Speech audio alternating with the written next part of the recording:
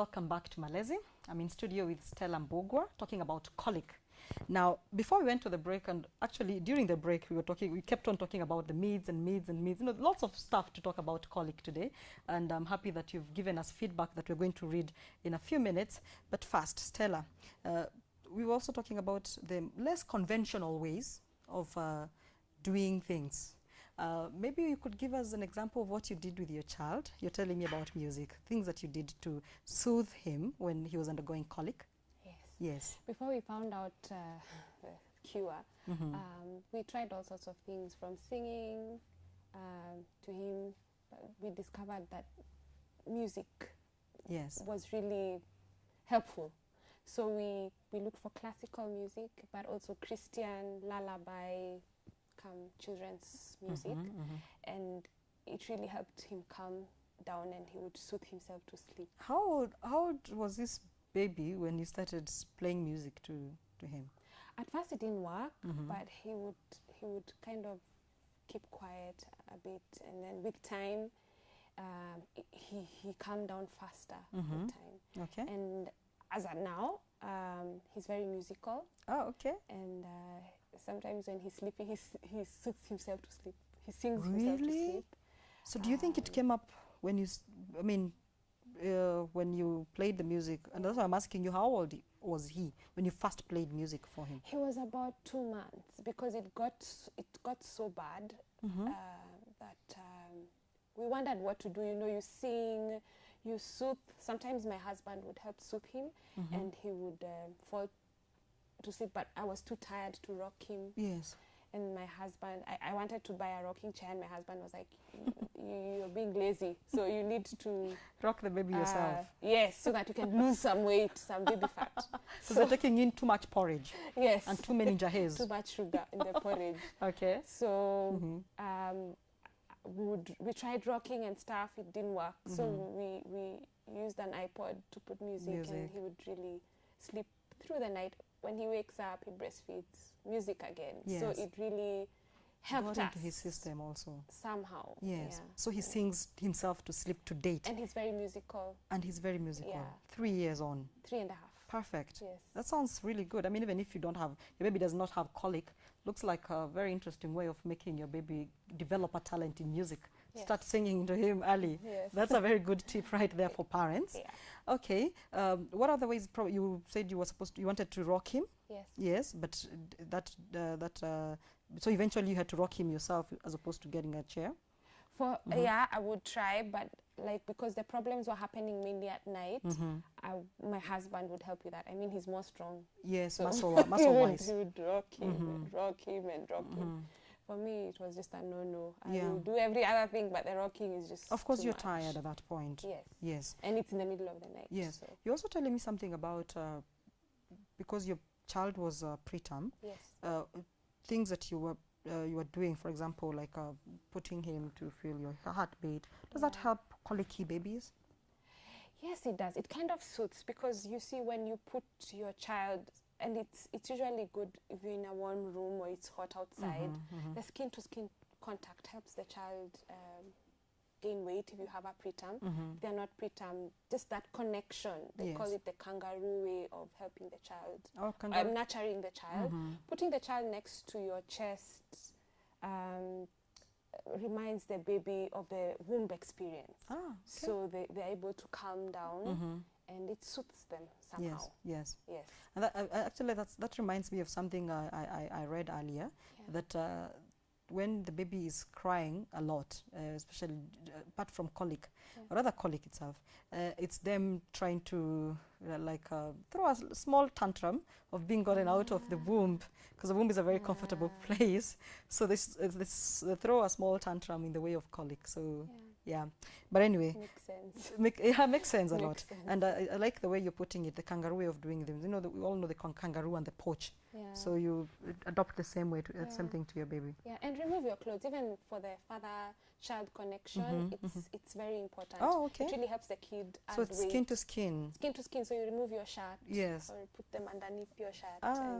Yeah, underneath your shirt. Yes, and it really calms them down and soothes them, and just brings that connection. Because for kids, that early, they need that Yes. skin-to-skin contact to Yes. grow and develop. Yeah. Okay, Yeah. that's interesting. Yes. So now, viewers, you've been sending us your comments. I've promised to read a few here. So I do have Mama Celine, and he's got a very interesting question here. So it's saying, you know, I thought that my child has been Califood. Okay, Califood. Now you've got another one. You've just talked about the mango, and also you've talked about Chira. You've got another Califood. So is it so they're asking, so it's a known cause. She's now 7 years old, and she's saying now she's happy to hear that finally that she could actually separate the Califood with colic and probably pin it on colic. That is earlier, because the baby is now 7 years. That was a long time ago. Thank you, Mama Celine. We also have a mother of 2 boys and a girl. That's Amaru from South Sea, a mother of 2 boys and a girl.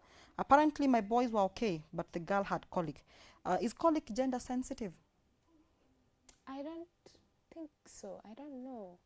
But there are some people who say that for people who perhaps have lactose issues, sometimes they say that if the mother is taking cow's milk and maybe the child, or they have a family history of maybe lactose intolerance, it can also affect the child. Yes. But gender, I wouldn't know. No. Yeah. I think they're attributing it to the fact that girls have got a little attitude compared to the boys. I mean, that's what everyone... especially if you read the tone of Yes. this, Yes. she's trying to imply that the girl had colic and the boy was okay. Yeah. The boys were okay. Mother of 2 boys and 1 girl. Yeah. So the boys were okay, both of them, but the Yeah. girl had colic. So she probably maybe she's trying to attribute it to a bit of, the way girls are attention seekers. Yes. I mean, even in adulthood. Yeah. So what do you think of that? So perhaps I think it's a myth, because Yes. my son was a son, he's Yes. a boy, Ah. and he had colic. And he had colic. So it can also happen to boys. Yes. Yes. That's very good. Yeah. Very good answer there. Yeah. Yeah, because yours were actually boys. Yes, 2 boys. Well, and probably if you get a girl, they will not have colic. Then so, Yeah. okay. Or they may. Or they may. So there you have it. Okay. So a very exciting discussion. Someone else is saying a very discussing discussion here in studio, but I don't get. Your question is not complete. Would you please write back to us, or maybe it got mixed up in the SMS line? Please write back to us. We'll be happy to hear from you. So, in other words, let's probably leave it at. I can't see more questions. Maybe I'll be able to get more of them. So let's continue our conversation, and colic in terms of. Maybe gender balance, what the parent was talking about, Yeah. gender balance here. Maybe you can encourage other mothers out there, because so far, a lot of parents do not have an idea what colic is, Yeah. and especially newborn mothers. Maybe you can give us more insights, what to look out for, and especially what to look out for. Because newborn mothers are really frustrated when their children are crying. Yeah. You could probably tell us what to look out for. I think with colic, what comes to my mind is crying. So the baby is crying, and there are various reasons why babies will cry. So it's always advisable as a new mother to eliminate. So look at, you have done every other thing apart, is the baby wet, is the Yes. baby sleepy, Yes. has the baby fed well.